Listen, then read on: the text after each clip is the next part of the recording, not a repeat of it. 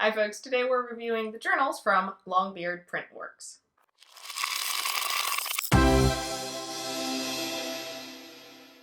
The folks at Longbeards reached out to us and asked if we would like to review their journals. So they sent us a handful of them. They sent us 4 of them.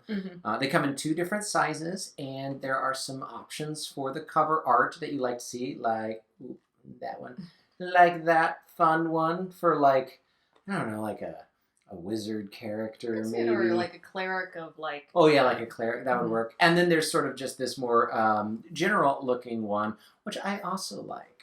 Yeah, and there are 2 different versions. There's the Dungeon Master and then the player version. And they are 2 very different versions of books.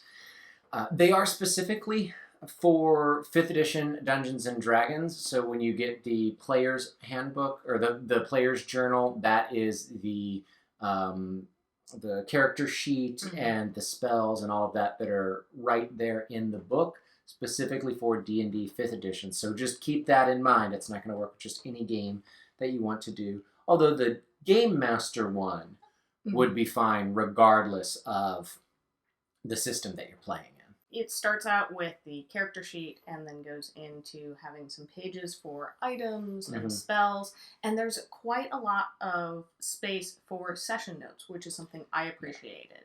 The best part about them has got to be the price point. There's quite a few options for you out there as far as your character journals now. And there's some really, really fancy ones all the way down to, you could just buy a thing of flipped lined paper. And there you go. Your player journals are going to cost you $10 from Longbeards, and the GM journals cost $6. So they're super affordable if you want to pick like a pack of them up even. Absolutely. And I think for me, that's kind of the winning thing about this. Yeah. Because there were some features of it that I don't love, but also for that price point, I'm like, I'll deal with that. Yeah. So when you crack open the player's journal, the first thing that you see is your character sheet, and it's pretty much all on there, your stats and your skills, even room for class feature. Things are pretty tight in here. So on the left side, you can see my handwriting, and on the right side is Ryan's. I write small, and I was even finding it a little hard to write in these lines. And one of the pens that we used for this, the paper just didn't take the ink on this one. I double-checked. I wrote on another piece of paper. It wasn't running dry. Just something about that pen, this paper did not like. And then you've got a lot of lined pages. I mean, this is a lot of space for your character's backstory, and I'm sure, I guess you could divide it up into like important people or things like that. So the fact that it's so open allows it to be customized.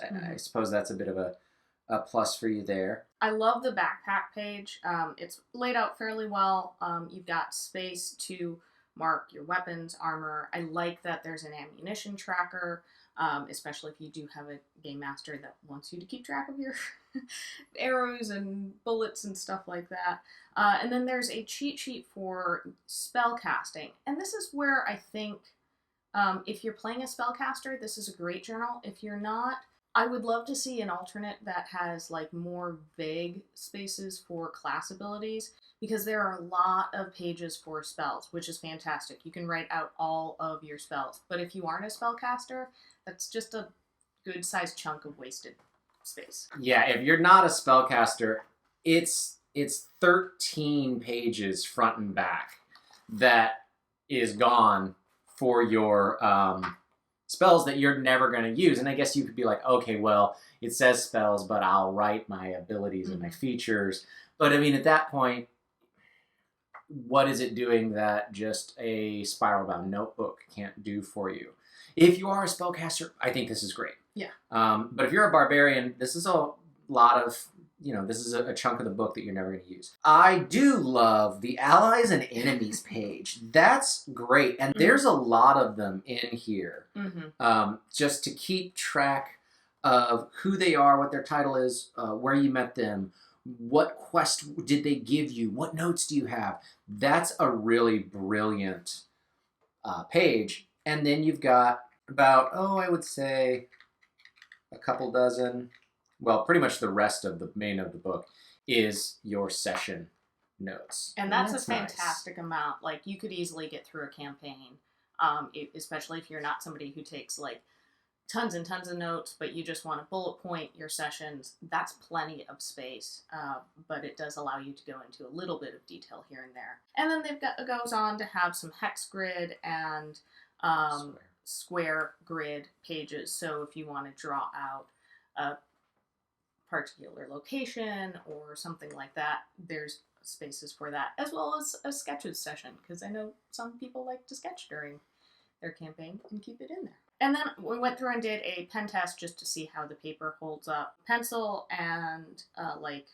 gel pens worked really well. You can see the Bic intensity and the Uniball vision really pop out on the page, but it does bleed through to the other side, so keep that in mind. And everything else worked pretty well. The Papermate was the one that I don't know why it just doesn't want to write on this paper, so that's a little weird, but plenty of other pens worked. And then you have the Dungeon Master Journal. The Dungeon Master Journal is just lined pages, hex grids, and square grids.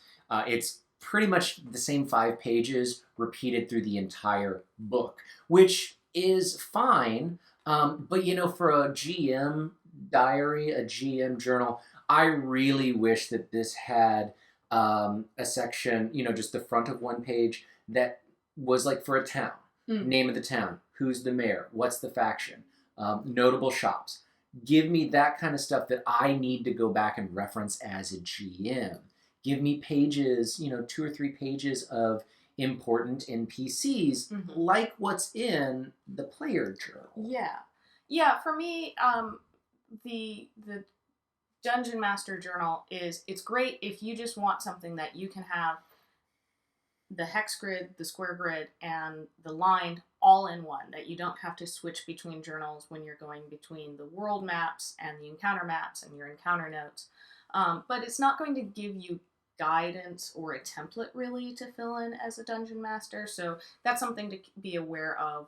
If you do order this, you're kind of on your own for how you want to do your notes, which also might be really useful if you don't like filling out all sorts of town notes and stuff like that. You just want to have someplace easy to carry and throw in a bag. But again, I think it's worth saying that also that is an easy place to just grab all of that stuff, and it's $6. I mean, there's fancy lined college notebooks out there that cost more than $6, so it's not bad. And also, so that doesn't sound like we're just saying here's what it doesn't have and why it's not enough. The official Dungeons and Dragons made by Wizards of the Coast character journal is just lined pages. Yeah, with like session and date. Session and date up at the top. So especially the player character journal, you're really getting a nice tight little thing. Lots of pages for spellcasting. If you're not a spellcaster, you're not going to use them. But overall, especially for $10 and a really cool cover, I think that yeah, the player journal is definitely worth it for me. And if you're in a lot of different games and you like to have all of those different characters lined up on your bookshelf, that could look pretty cool. Definitely worth it. Yeah. And as far as like how it falls on the other 2 character journals that I've reviewed, the Rook and the Raven and the Field Notes players journals, I think this kind of falls in a nice in-between.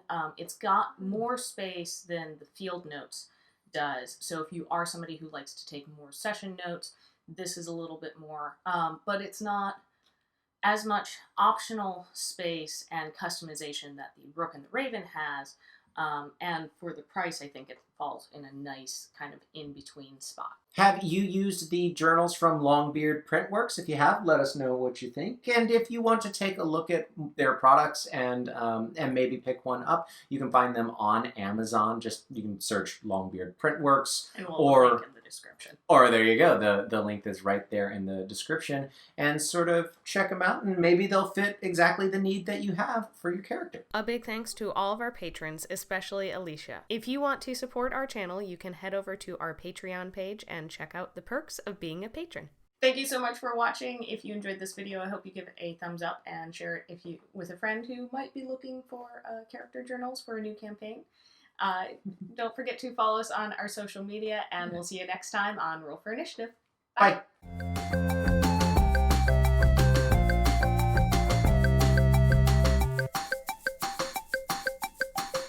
I had an eyelash in my eye, Oh, no. and you just kept going. Oh no.